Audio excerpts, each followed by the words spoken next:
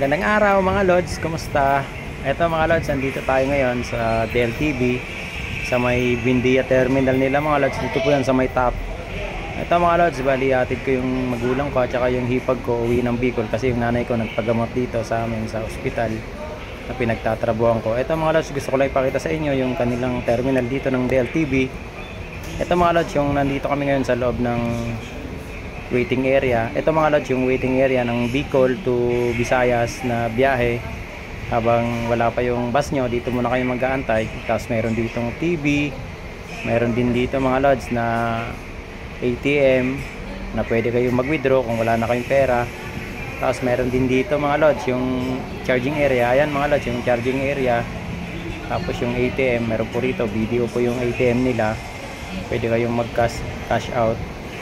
Tapos malamig yung aircon dito mga Lods. Talaga naman napakaganda rito mag-antay. Tapos komportable yung upuan. Tapos eto mga Lods, yung palabas tayo para pakita ko sa inyo yung CR. Yan mga Lods, syempre may bayad, 5 piso ihi.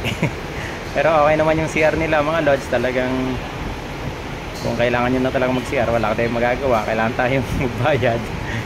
Pero sana sa mga terminal, sana wala na kasi kasama sa serbisyo sana nila yan. Di ko alam kung bakit may bayad yan. Sa lahat naman ang iniintuan natin, lalo na kung sa mga nag-stop over, talagang may bayad yung kanilang mga CR.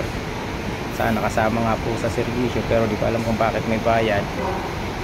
Sa ano nga po, sa Jollibee, fast food. Minsan di tayo kumakain, pero nag-CR. Iihi tayo, pero libre naman. May bati pa na good morning.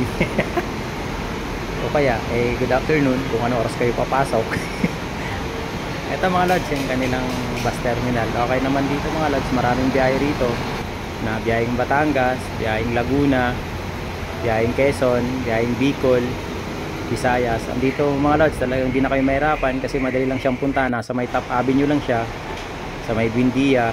Ito mga Lods, yung sasakyan na bus ng aking mga magulang, ng aking hipag. Ayan, biyaheng Tabaco, Legazpi na bus, pero hanggang Pulangi lang sila. Ang pamasahe nila dito mga Lods, 1,100. Ito mga Lods, nakita nyo yung bus ng Asia Star. Talaga namang ito yung sinakyan ko nung galing akong Bicol. Ayan o, napakaganda, talagang napakakomportable ng upuan dito mga Lods. Tapos malamig yung aircon. Tapos sobra naka-recline yung upuan mga Lods, kaya pwede nyo ihiga konti. Yun lang po mga kaibigan mga Lods. Maraming salamat po sa panonood. God bless po sa ating lahat. Ingat po kayo palagi. Salamat po muli.